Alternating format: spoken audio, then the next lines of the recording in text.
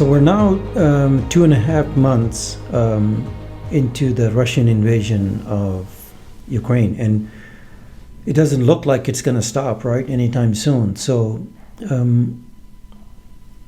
I was talking to some of the individuals that kind of follow it, similar to what I do, and as closely as I do, because it's always good to exchange some information from others, other analysts who are basically looking to understand exactly what it is that is going on there in Ukraine now. So over 2.5 months, the Azov steel plant still being bombarded. And I think pretty much at this point, the Russians basically have Mariupol, the Azov steel plant. That said, it's going to be a while, and this is going to drag on for a very long time.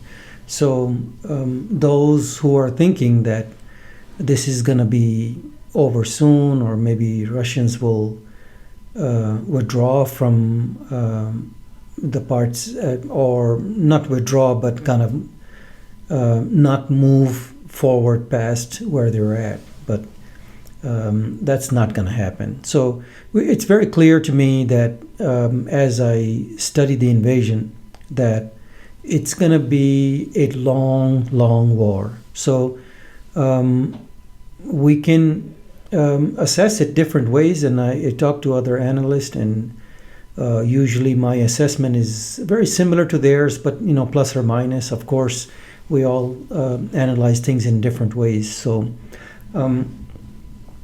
as I was looking at the Mariupol area, it's almost done. I mean, the Azov steel plant is almost taken over by the Russians. There are last few souls in there that are holding on, and basically it's in Russian control. So he was supposed to announce, meaning Putin was supposed to announce a complete victory or successful mission, and by the 9th of May. So he is that's in a couple of days there. So we're looking at another 2 more days before he announces a successful military operation, which is what he said. But I personally looked into that, and I realized that it's going to be an announcement like that, where he is claiming successful military operation. At the same time, I feel that he may turn this into May 9th into a declaration of war. So it could go either ways. I mean, he could actually just say it was a successful military operation, and we're going to move on to the next place in Ukraine, and that's that. But I don't feel that that's the case. I feel that he's going to make an announcement that he is declaring war now on Ukraine. If you remember, it was not a war, according to what Putin had said. It was basically a military operation. So now declaration of war changes everything. Why? Because he's able to, or Russia is able to escalate this thing, and basically, when I say escalate, I mean the ways that he's going about it right now. If you look at it, he's being mild in some ways. Yes, he has done some damage there through to some of the cities that he has bombarded, but he is, according to what they were planning, this is still light compared to what damage they could do. And yes, I give a lot of credit to the Ukrainians for holding on, but at this point, this is a difficult war or difficult invasion to fight. you're looking at a lot more troops that would come into play soon after this stage of the military operation, if you can keep calling it that. It was always an invasion. It was not a military no one on the NATO or Western allies see it as a military operation. We kind of know that we know what it is. So that was the point that I wanted to make was it's going to escalate from May 15th on, once he is done declaring a complete victory, and that the area that he wanted to take over with the military operation, or wanted to seize control or declare independent, or you recall some of the things that he said. So he had declared Donbass area as Donetsk and the Donbass area as independent. So at that point now, I think he can go in and declare it more or less a successful operation, and then possibly within the next few days turn this into a full-blown war at that point, which is what in my assessment, it looks like. So, of course, I mean, anyone could be wrong. I could be wrong in that assessment, but so far my assessment has been pretty accurate. I would say 80 to 90%. I was looking at my own assessment to see what happens, and I could see that I was able to predict with a degree of accuracy in what the Russians would do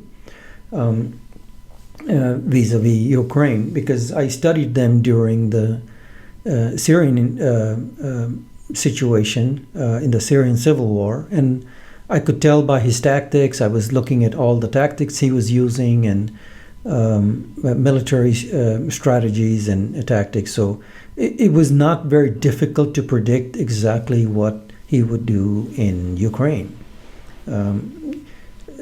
especially when you look at the geography of Ukraine and how it's situated there in Eastern Europe and the surrounding areas. And so right now, the way it stands right now, it's more or less in Putin's position might be successful. Naturally, he's going to claim success there at that point. Is the reason why I say that, because in order for him to declare into a full-blown war, he would have to declare the military operation a success. That's no-brainer. Anyone can understand that part of it and how he would go about doing that. So it's looking worse and worse for Ukraine as I study it and look at the atrocities that Russia is causing there. It's pretty heavy damage to Mariupol and some of the others. He is targeting Odessa and their operations in Odessa and the breakaway parts of Moldova. There is an area, you remember, I was talking about that in a previous video, that there's a breakaway area there in Moldova that basically are people living there are allied with the Russians, and they're looking to aid him as he's coming in towards the west a little bit. So it's going to be a long war. I do not want anyone to have this illusion that this thing could be over in a matter of month, 2 months, 3 months.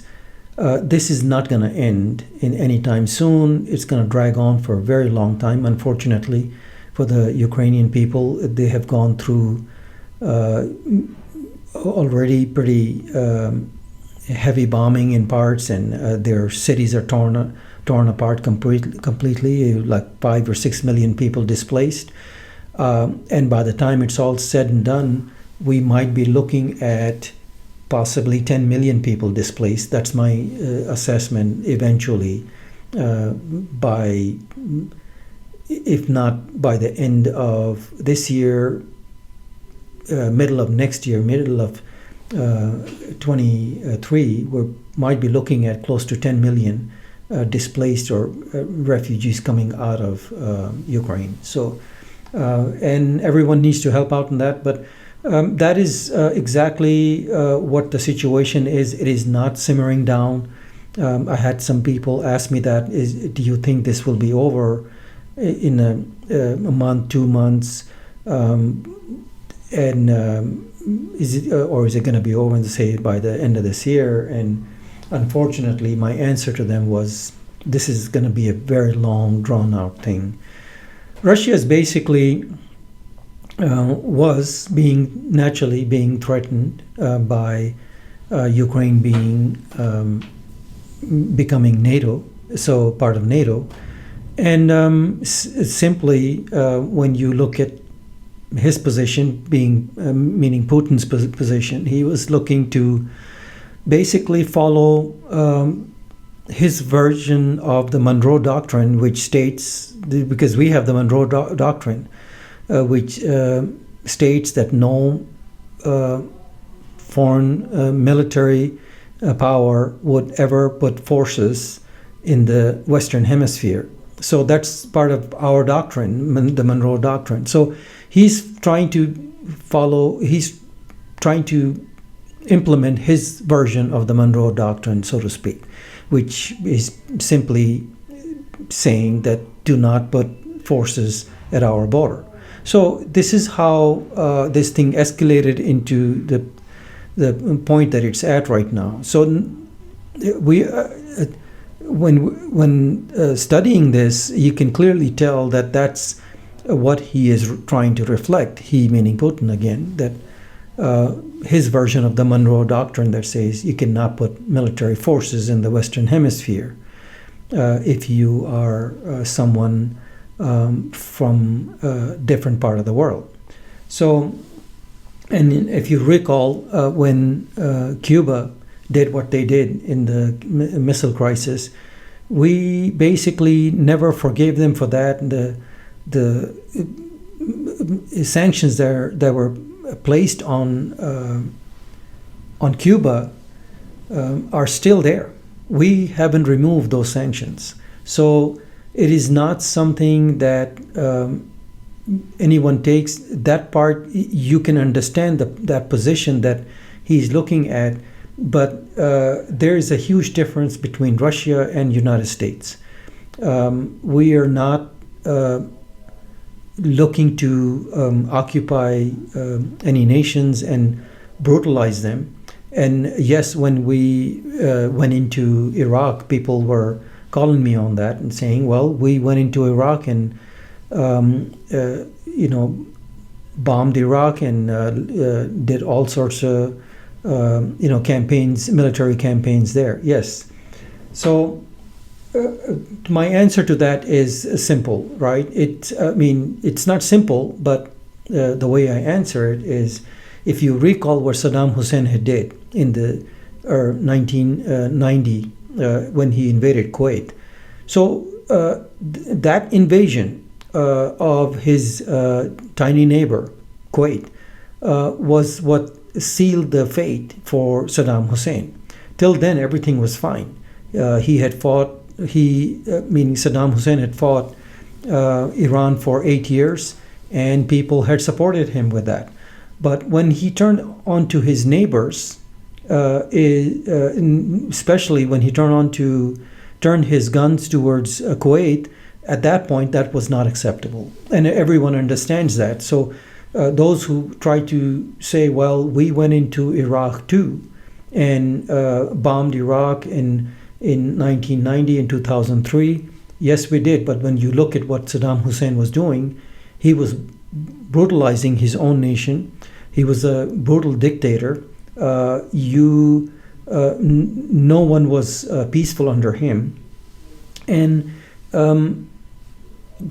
whatever he was doing within his own nation was one thing, but when you look at when he turned his guns towards Kuwait, and no one really knew whether he was gonna aim his weapons eventually towards Saudi Arabia and the allies there, the Middle Eastern allies, primarily Saudi Arabia. So we didn't know there's a key difference between what we did with Iraq and what Russia is doing with Ukraine.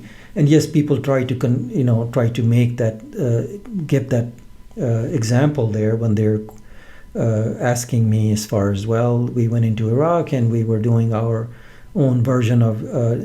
Then most people don't understand exactly how international relations work, if that's the question. So if that's the way they're looking at it. So if you understand how the international system works and international relationship works, it's very different from domestic policies. It's nothing to do with how we conduct ourselves within our own nation. So I feel that going back to Russia, it's not going to be that simple to end this war now. Once Russia declares war on Ukraine, we have to basically, at that point, hunker down and wait for this long drawn-out thing, which could also affect the neighbors like Poland. Well, Moldova, as I predicted, is already kind of affected because of the breakaway part that Moldova has.